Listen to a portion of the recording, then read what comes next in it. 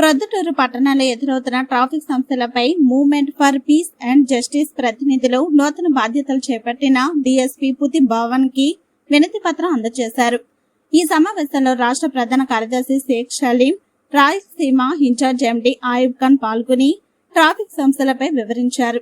Signals పనిచేస్తున్నప్పటికీ వాహనదారులు traffic నియమాలను పాటించకపోవడం, రాత్రి వేళలో యువత బైక్ రైడింగ్ చేస్తూ ప్రజలను భయాందోళనకు గురి చేయడం, పాత్ బస్టాండ్ ప్రాంతాల ఆటోలు అడ్డదిడ్డంగా నిలిపివేయడం వంటి అంశాలను ప్రస్తావించారు.